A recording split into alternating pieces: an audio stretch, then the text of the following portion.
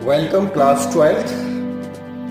Our topic of direct and indirect speech was going on, and I told you how to change direct into indirect speech in all the 5 types of sentences.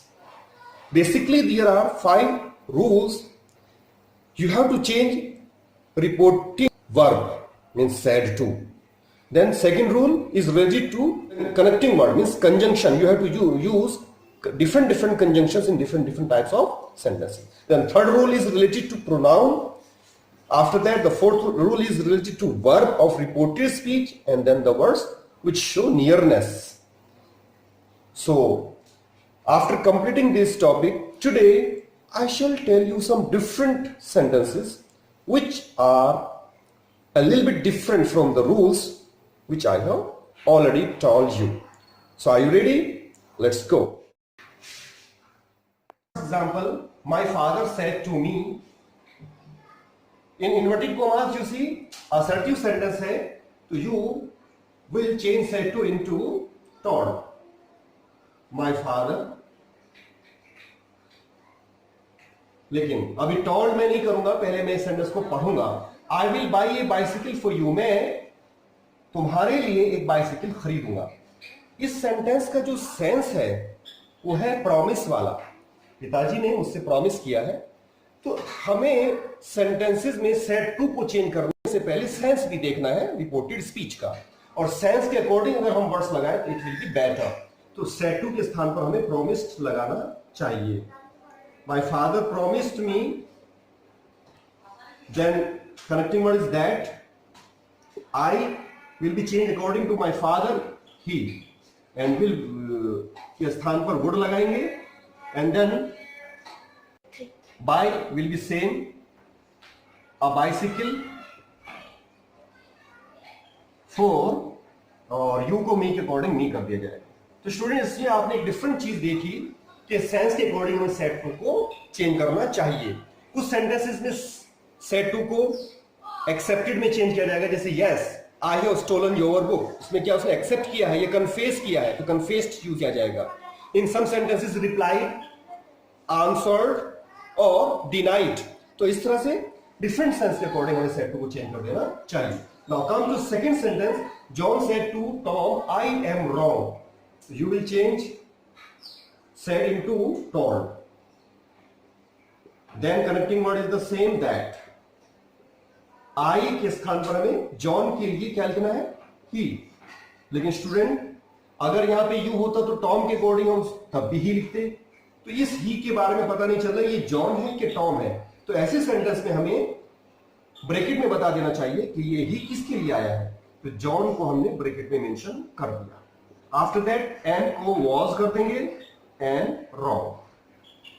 Now come to third sentence. The saint said we are mortals. तो here we shall start. The saint, said की जगह पे said he रखेंगे क्योंकि इसमें object नहीं आया है. Connecting word is the same that. We पर आइए. वी को सेंट के अकॉर्डिंग चेंज करना है क्योंकि वी फर्स्ट पर्सन है. तो वी आर मोर्टल्स, इसमें वी जो है वो यूनिवर्सल ट्रुथ के लिए यूज हो रहा है. किसी ये किन्हीं व्यक्तियों के लिए ना होकर, विशेष व्यक्तियों के लिए ना होकर, पूरे विश्व के व्यक्तियों के लिए यूज हो रहा है. हम सब क्या है, नाशवान है.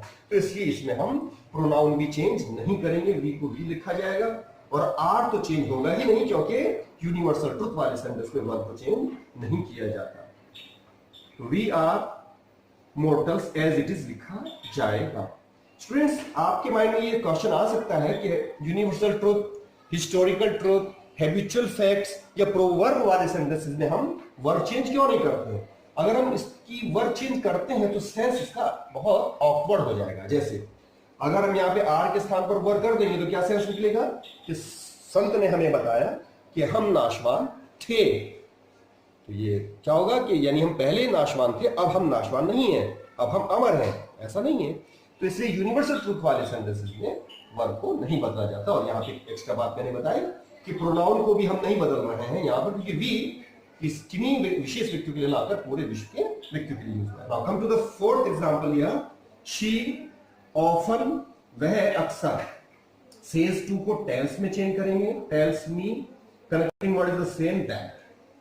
यू को मी के अकॉर्डिंग आई किया जाएगा क्योंकि सेकंड पर्सन प्रोनाउन है, और अगर यहाँ पे शैल या विल या शैल होता तो हम उसको शुड कर देते, लेकिन शुड तो शुड ही रहेगा, तो शुड को हम जोगा तो लिखेंगे।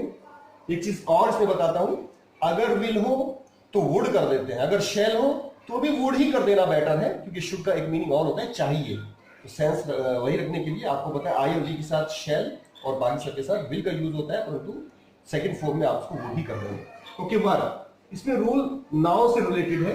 नाउन जो है निकटता प्रकट करने वाला शब्द है, इसमें हम नाउन को भी चेंज नहीं करेंगे, क्योंकि इसमें रिपोर्टिंग जो वर्ब है वो प्रेजेंट फॉर्म में है, सेज है, तो इसमें दोनों चीजें, अगर यहां पे अगर वर्ब शैल होती तो शैल ही रहने देते, विल होती तो विल ही रहने देते, जो वर्ब की फॉर्म होती उसको हम एज इट इज लिखते। क्यों? क्योंकि यहाँ की वर्ब हमारे पास फर्स्ट फॉर्म में है। ये रूल मैं आपको ऑलरेडी बता चुका हूं। अब दूसरा रूल निकल कर यह आया कि नियरनेस शोइंग वर्ड्स को भी नहीं चेंज करते हैं। सेड, तो सेड को हम चेंज नहीं करेंगे क्योंकि ऑब्जेक्ट नहीं है। कनेक्टिंग वर्ड दैट डाला आपने, दिस का दैट कर देना चाहिए क्योंकि ये नियरनेस शोइंग वर्ड है, लेकिन इस सेंटेंस में हम जिसको दिस ही रखेंगे। रीजन मैं आपको भी बताऊंगा। चलिए आगे बढ़िए। पहले इसकी सेकंड फॉर्म वाज, माई को ही के अकॉर्डिंग आपने हिज कर दिया है, बुक, फुल स्टॉप। जिसको हमने दैट इसलिए नहीं किया है क्योंकि ये स्पीकर के सामने अगर कोई चीज उसके सामने ही है तो वहां पर हम निकटता प्रकट करने वाले शब्दों को नहीं चेंज करेंगे। तो सेंटेंस में साफ जाहिर है कि किताब सामने है तो कह रहे हैं ये मेरी किताब है, तो ऐसे कंडीशन में आप चेंज नहीं करेंगे। Now come to next example here, who are you sir and what do you want, they said. तो दे सेड को हम पहले लिखेंगे चूंकि इंट्रोगेटिव सेंटेंस है, तो दे आस्क्ड हो जाएगा। ओके, आफ्टर दैट ये कनेक्टिंग वर्ड इसमें हु है, इसमें हम ऑब्जेक्ट भी अपनी तरफ से लगाएंगे। दे आस्क्ड, इसमें हिम लगा लीजिए, यहां जहां पर ऑब्जेक्ट नहीं होता तो आप उसमें खुद लगा सकते हैं। तो दे आस्क्ड हिम, रेस्पेक्टफुली या पोलाइटली वर्ड का यूज किया जाएगा सर की वजह से। अगर किसी सेंटेंस में सर या मैडम आ जाता है तो वहां पे रेस्पेक्टफुली या पोलाइटली वर्ड ऑब्जेक्ट के बाद लगाया जाता है। कनेक्टिंग वर्ड हु के बाद पहले यू को आप हिम के अकॉर्डिंग ही करेंगे और आर की सेकंड फॉर्म वॉज करके, फिर आगे एंड वॉट यहां पे एज इट इज, ये फिर से कनेक्टिंग वर्ड के रूप में आ गया।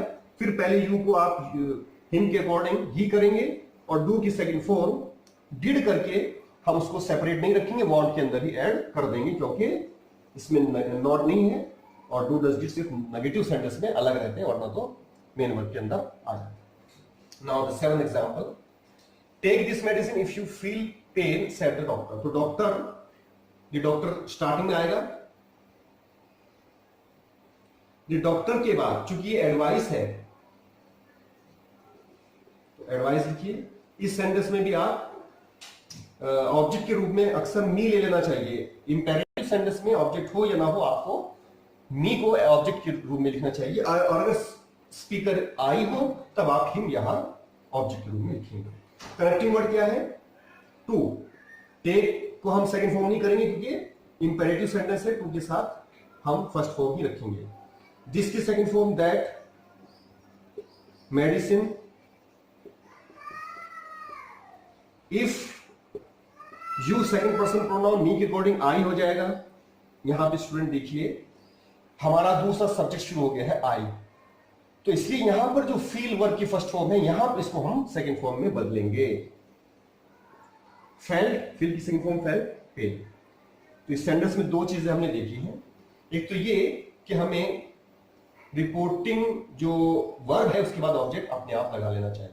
दूसरी चीज कि अगर डबल क्लॉज वाला सेंटेंस है तो उसमें पहली क्लॉज को चूंकि टू से हमने कनेक्ट किया है तो उसमें हम वर्ब को चेंज नहीं कर रहे हैं, लेकिन आगे सब्जेक्ट के बाद फिर वर्ब यानी कि दूसरा क्लॉज है तो यहां पे हमने फर्स्ट फॉर्म को सेकंड फॉर्म में चेंज कर दिया है। हाँ, अगर डबल क्लॉज वाला सेंटेंस आता है लेकिन दोनों के दोनों क्लॉज इंपरेटिव ही मूड दिखा रहे हैं तब हम दोनों वर्ब को चेंज नहीं करेंगे। For example, take this medicine and have rest, तो हैव रेस्ट जो है ये दूसरी क्लॉज हो गई है, लेकिन हैव रेस्ट भी इंपेरेटिव मूड है, तो वहां पर भी हम हैव को हेड नहीं करेंगे। You see she said will you please pass the salt, तो शी सेड का हमें यहाँ पे आस्क करना चाहिए, क्वेश्चन मार्क भी लगा हुआ है, लेकिन इसमें आप देखिए इंट्रोगेटिव होने के साथ साथ ये इंपेरेटिव मूड है, इसके अंदर प्लीज का यूज किया गया है, तो इस सेंटेंस में सेड की जगह पे आस्क लगाने के बजाय रिक्वेस्ट का यूज किया जाएगा।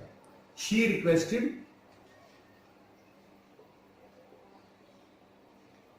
और ऑब्जेक्ट के रूप में यहां पे आप मी ले लीजिए